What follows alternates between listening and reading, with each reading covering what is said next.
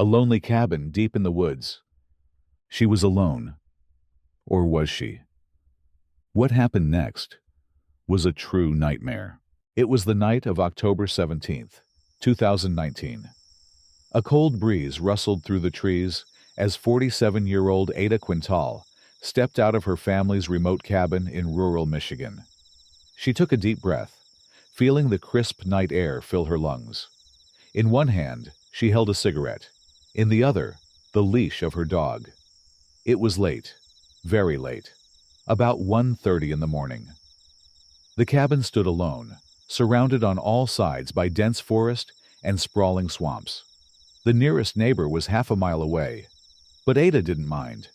In fact, she preferred it this way. The wilderness made her feel safe, safer than she ever felt back home in Detroit, where she lived full-time. Only a few months earlier, back in the city, she had been the victim of a brutal, unprovoked attack. In the middle of the day, with people all around, a man had suddenly lunged at her. He broke her nose, gave her a concussion, and then vanished. He didn't steal anything. He didn't even say a word. It was as if he had chosen her at random. And just like that, he was gone. The police never caught him. And that uncertainty, that fear of the unknown, had left a deep scar. It consumed her. Ada had always been strong, independent. But now she felt herself slipping. The anxiety, the paranoia, it began eating away at her. She stopped sleeping well, stopped feeling safe.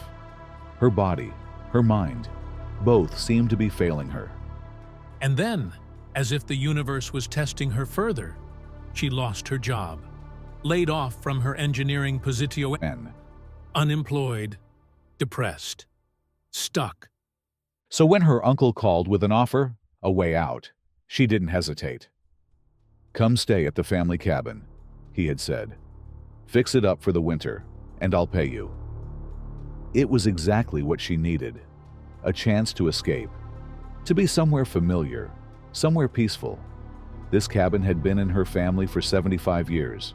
As a child, some of her happiest memories were made here. The smell of pine, the crackling fireplace, the endless adventures in the woods.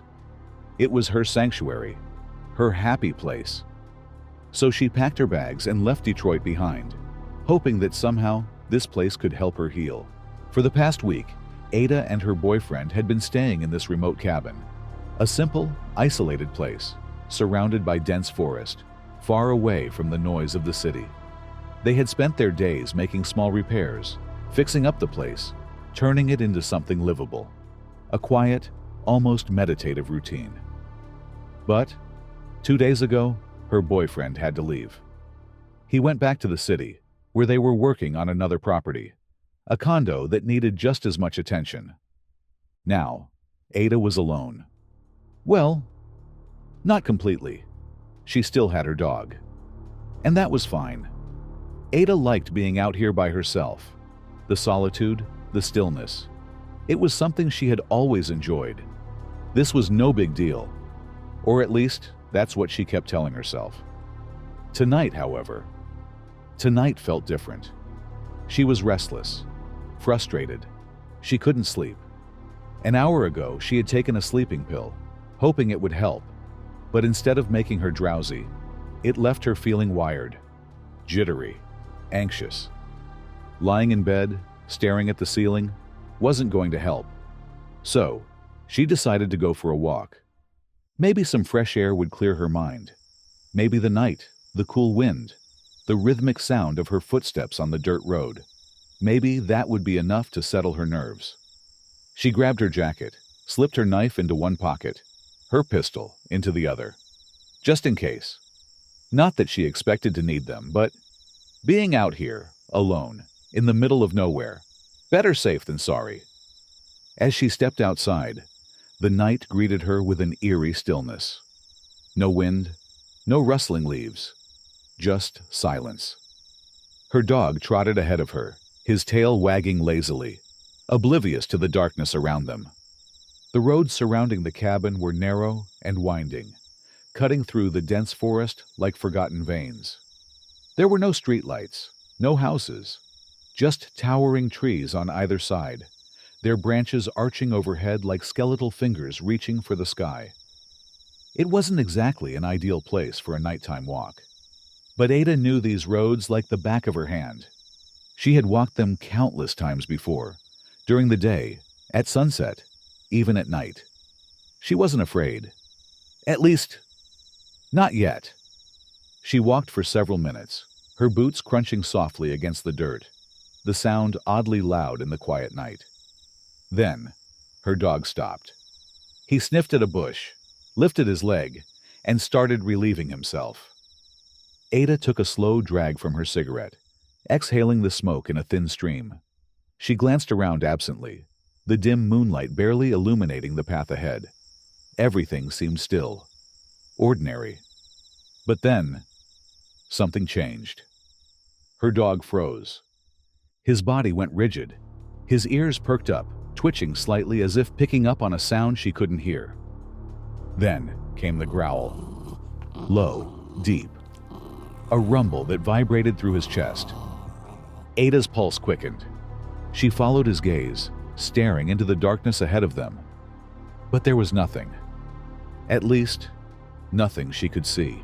The forest was quiet, too quiet. Her dog's growl deepened, his teeth baring slightly. Ada swallowed hard, every hair on her arm standing on end. Something was out there, watching, waiting, and for the first time that night, Ada wasn't so sure she was alone anymore.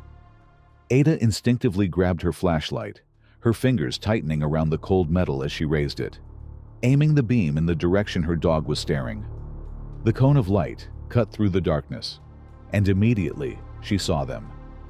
Two glowing eyes, staring right back at her. Her breath hitched, her heart pounded in her chest. She knew exactly what she was looking at. A mountain lion. For a split second, neither of them moved. Ada's grip on the flashlight tightened.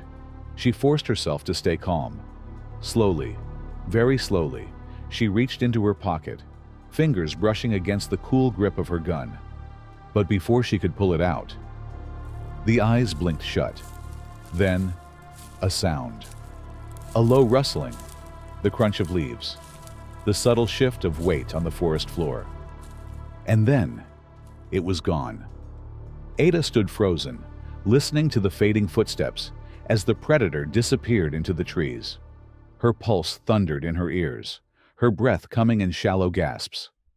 Only when she was absolutely sure it was gone did she exhale sharply, releasing the breath she hadn't realized she was holding. Then, she moved. She yanked on her dog's leash, turned on her heel, and started back fast. Her footsteps were quick, her dog trotting beside her, his ears still perked. Every shadow felt deeper, every sound felt sharper. The dark trees pressed in on either side, looming, stretching, watching. Finally, her cabin came into view. The warm glow of the lights inside spilled through the windows, cutting through the night. Ada didn't hesitate. She rushed up the steps, flung open the door, stepped inside with her dog, and slammed it shut behind her. She locked it, twice. Only then did she let go of the leash, allowing her dog to roam free inside. Her fingers trembled as she pulled out her phone. She tapped out a quick text to her boyfriend. There was a mountain lion outside. It was staring right at me. She hit send. Then, she exhaled. She was inside. She was safe. But her nerves were still on edge. Her skin prickled. Her heartbeat felt too loud in her ears. She told herself to calm down. It was over.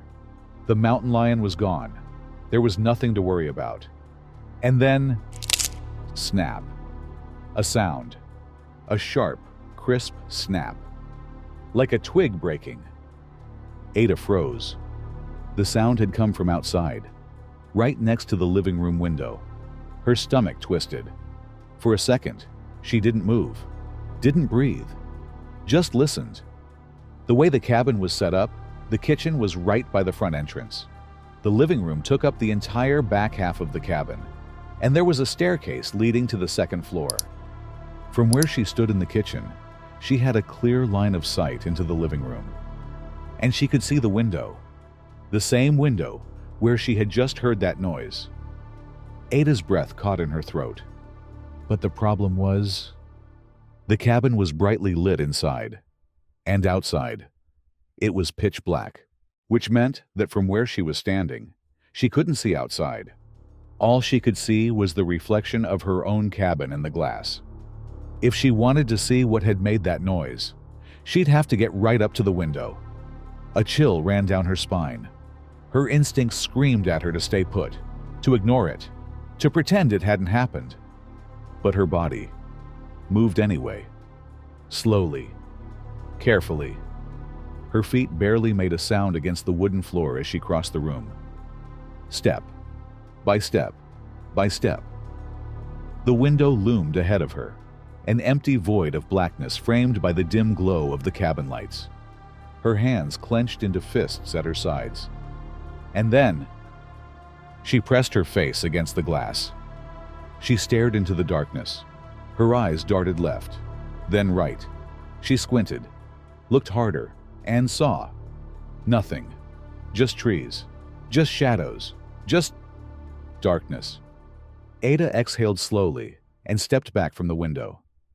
For a moment, she stood there, trying to steady her breathing, trying to convince herself that it was nothing. But then, a thought crept in. What if it followed her? What if the mountain lion had trailed her all the way back to the cabin? That was terrifying. But at least she was inside. And mountain lions weren't usually aggressive toward humans, right? They wouldn't just walk up to a cabin like this. Right? She swallowed hard, but she had no other explanation. So, she told herself, it was nothing. Just a coincidence. Just the wind. Just her imagination.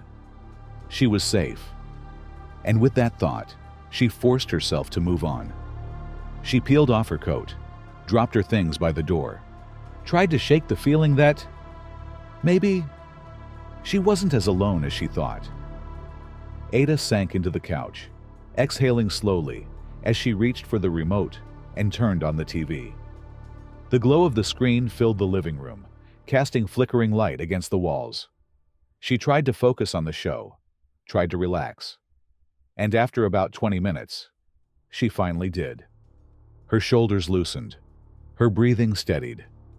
For the first time all night, she even considered getting up, heading to bed, and actually sleeping. But then, a noise. Ada's body stiffened instantly.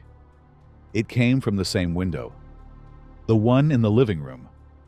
Her pulse spiked as she turned her head toward it, eyes scanning the glass. At first, the bright reflection of the cabin lights made it difficult to see anything outside. But then, something moved. She sucked in a sharp breath. This time, it wasn't just a flicker. It wasn't just the trees swaying in the wind. There was something, someone out there. And it was definitely not a mountain lion. The figure was tall, human, a man. Ada's stomach dropped. Her breath caught in her throat. A scream threatened to escape her lips, but she clamped a hand over her mouth, forcing it down. Her instincts took over. Move, now! In one swift motion, she lunged for her gun on the coffee table, fingers closing around the cold steel. Then, she darted behind the couch, crouching low, hidden. Her heart slammed against her ribs. Her grip on the gun tightened. And then, her voice cut through the silence. "Hey, I'm armed. If you come in here, I will shoot you." Silence. The only reply was the distant howl of the wind, the faint rustling of leaves, the occasional hoot of an owl somewhere in the trees. Ada strained her ears, listening. Was he still outside that window? Had he moved somewhere else? But she couldn't hear anything. For a few agonizing moments, doubt crept into her mind. Had she really seen someone? Was it just her imagination? Was she losing it? And then, thump. Her breath hitched. The sound was unmistakable. Footsteps on her front porch. Ada's blood ran cold. He was on the porch, right outside her door. She had to bite down hard on her lip to keep herself from screaming. She moved, fast. She darted to the opposite side of the couch, out of sight from the front of the house. Then, her phone. Her trembling fingers barely managed to unlock it. She scrolled to the keypad. 911. Her thumb hovered over the call button. But then, she hesitated. A single thought froze her in place. Am I overreacting? Her mind raced. I don't know if there's actually someone out there. I could be hearing things. Maybe it's just an animal. Her breathing was uneven, her thoughts spiraling. But deep down, she knew the real reason she was hesitating. Detroit. That summer. That attack. Ever since then, everything scared her. Every sound, every shadow, every whisper of movement in the dark. She knew it. And now, she couldn't shake the thought. What if this was just in her head? What if she called the cops, and they found nothing?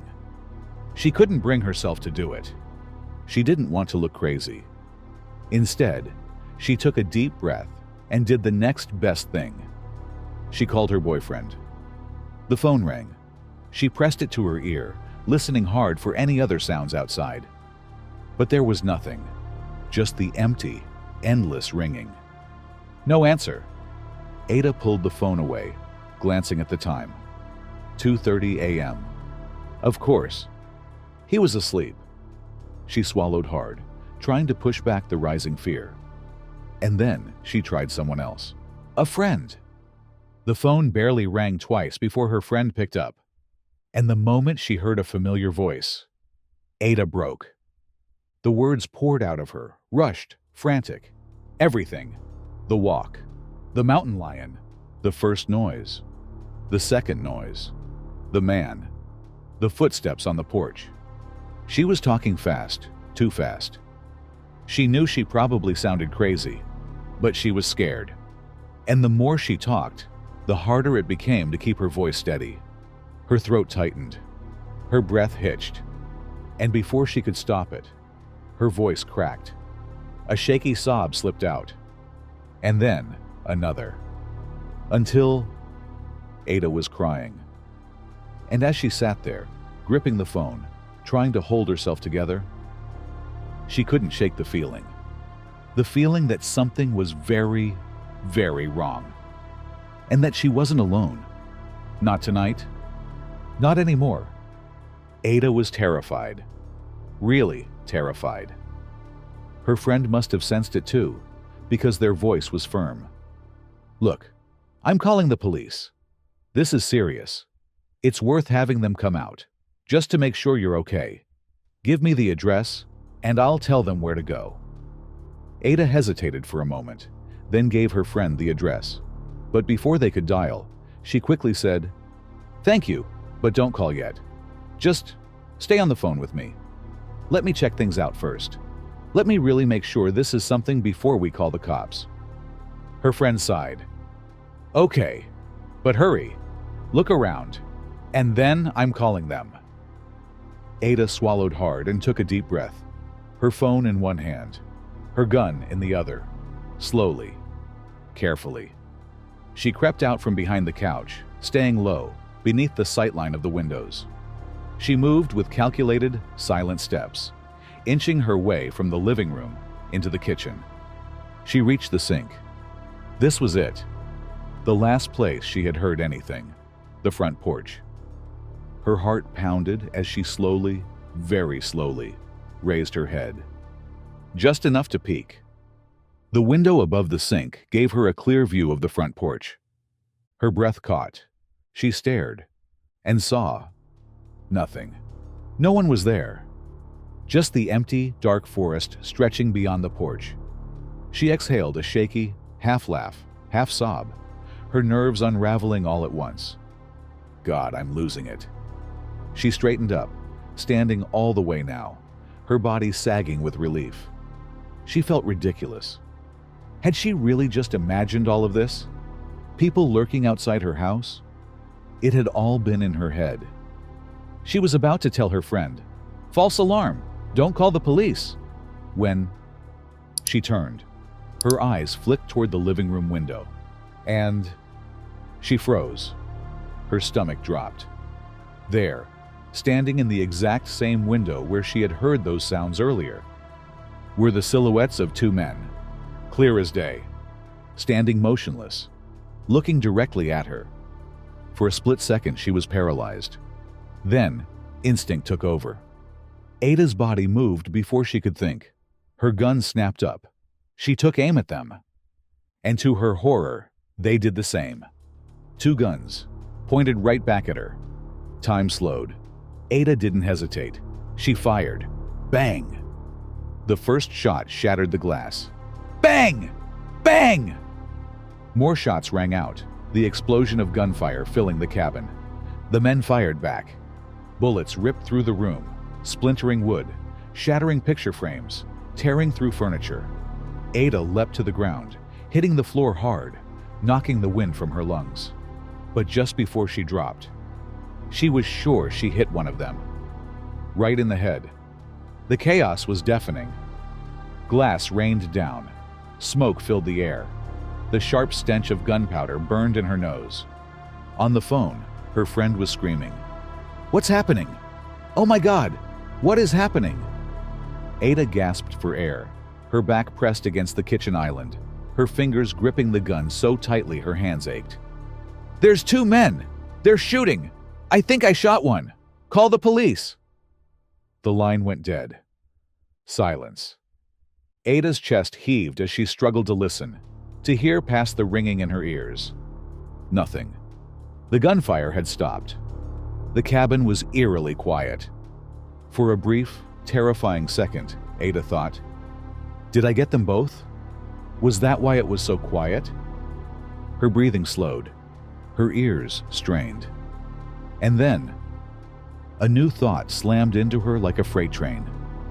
What if I only shot one? What if the other one survived?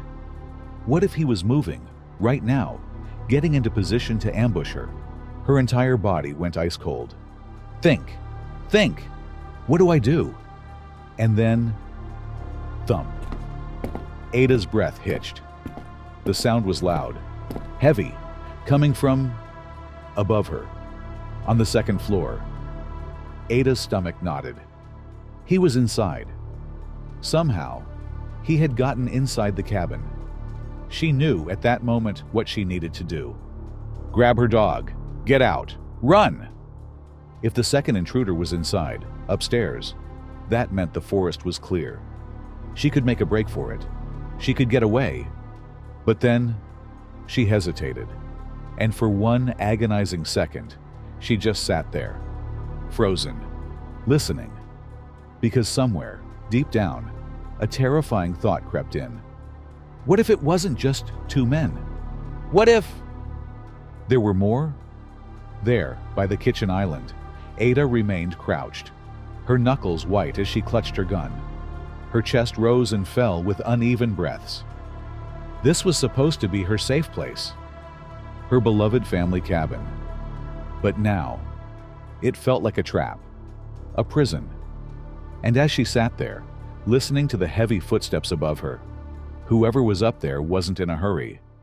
They were moving slowly, deliberately, like they had time, like they were waiting for something. For her.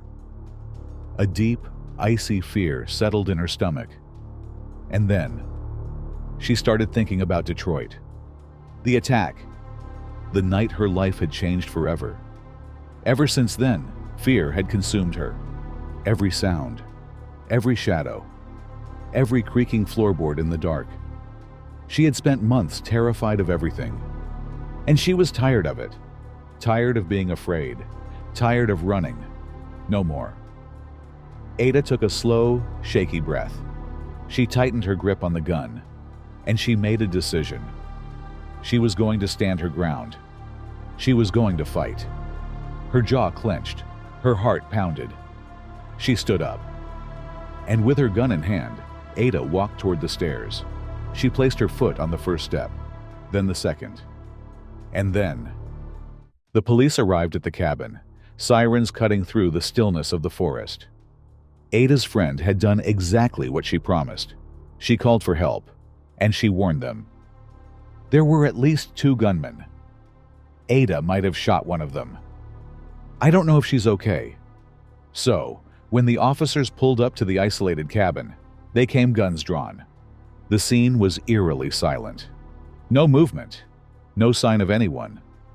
They approached cautiously, sweeping the perimeter, the porch, the windows, the dark tree line beyond. Nothing. Only the faint rustling of the wind through the trees. And then they made entry. The moment they stepped inside, it was clear. There had been a gunfight. Bullet holes riddled the walls. Glass crunched beneath their boots. The living room window was shattered. Furniture was overturned. And yet, no bodies. No gunmen. No Ada. The only sign of life inside the cabin was Ada's dog. The poor thing was trembling but unharmed. The officers carefully searched the entire house, top to bottom, room by room. But Ada was gone, and so were the intruders. It was as if they had vanished. Once the cabin was cleared of any immediate threats, the police began a secondary search. This time, they were looking for clues, evidence that could tell them what happened, where Ada went, where the gunman went. And that's when they found it. Outside, on the roof of the cabin, they found Ada's shoes and her cell phone. Then, a few feet away, on the ground, they found her gun.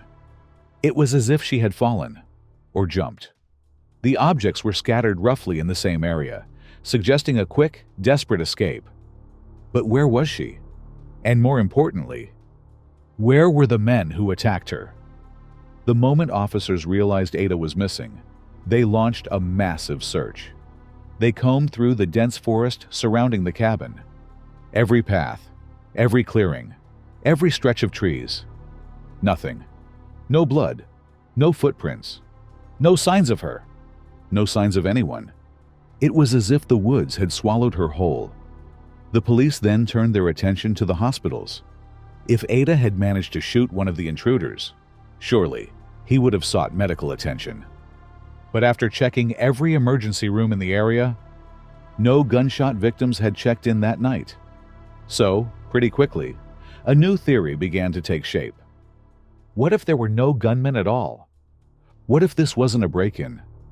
What if this was something else? What if Ada's own boyfriend was responsible? The idea wasn't impossible. What if he attacked her? What if he staged the entire thing? The police turned their full attention to Ada's boyfriend. They pulled his records, tracked his movements. But it didn't take long for that theory to collapse. Because as it turned out, he had an alibi. And not just any alibi. He was with Ada's adult son the entire night, and Ada's own son confirmed it.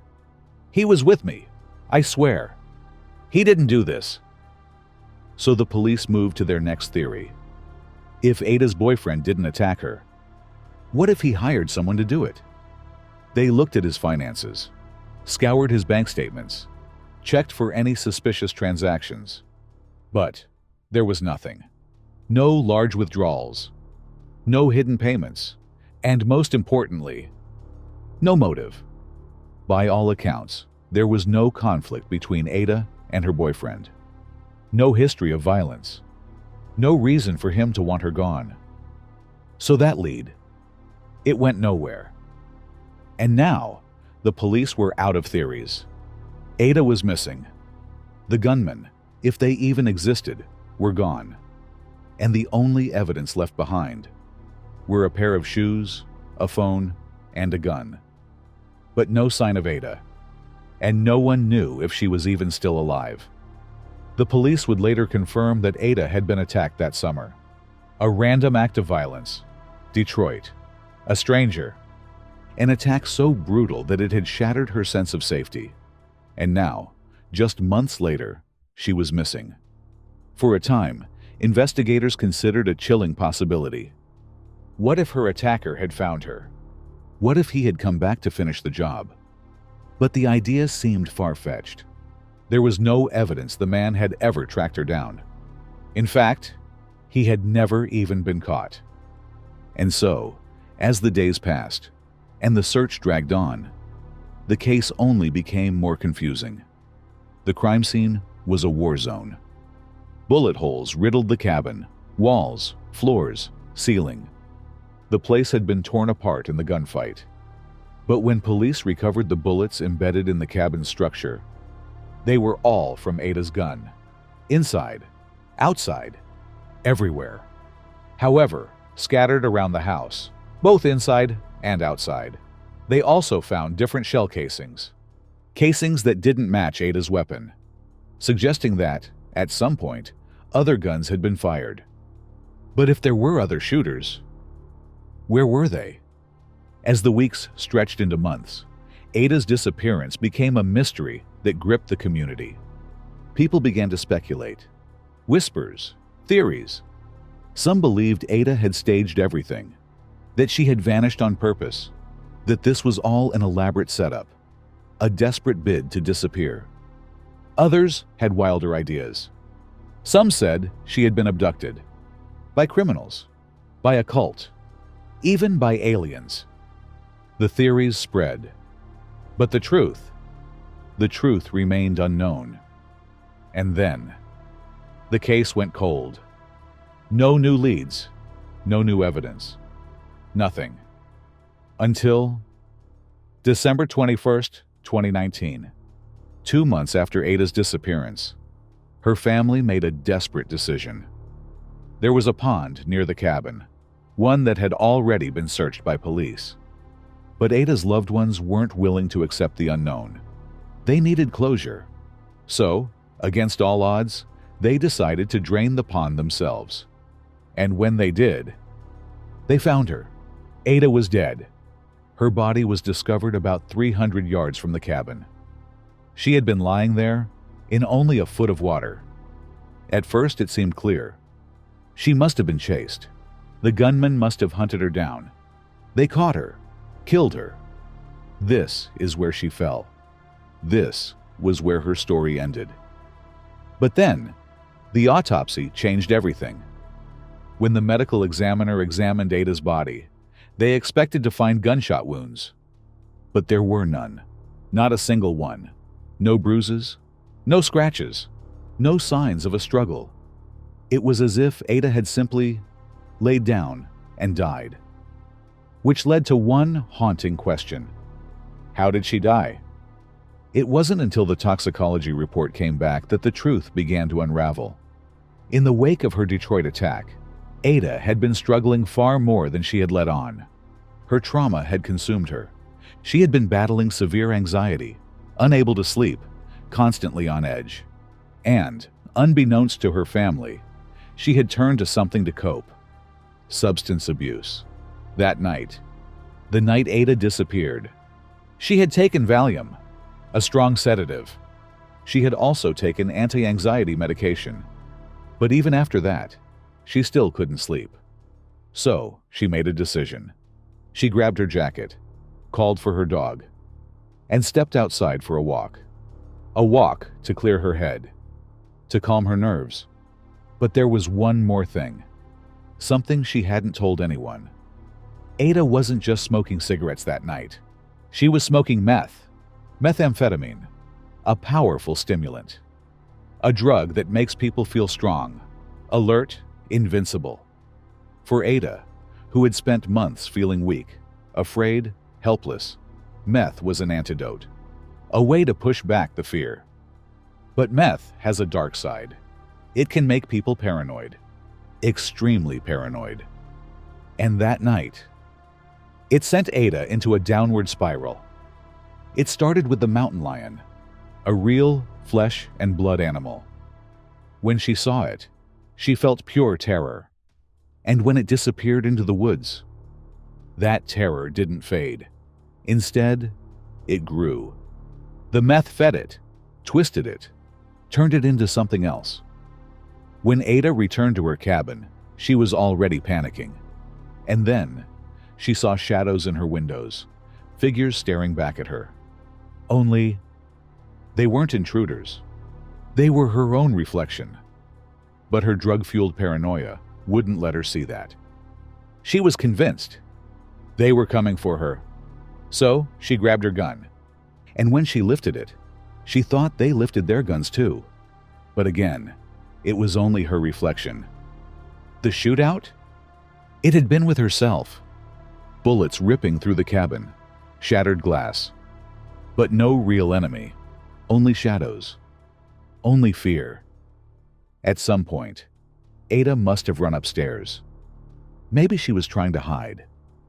Maybe she was fleeing an attacker that didn't exist. But whatever the reason, she climbed onto the roof. She left her phone and shoes behind. And then, she jumped, or fell. She left her gun in the dirt. And she ran into the freezing forest, where, 300 yards away, she collapsed. Not from gunfire, not from an ambush, but from hypothermia and from the toxic mix of drugs in her system. Because in the end, the danger Ada had been trying to escape had been in her own mind. Thank you for listening to Ada's story. We hope you found it just as thrilling as we did. Though, of course, it's a truly heartbreaking story. Curious about our next story? Then hit the subscribe button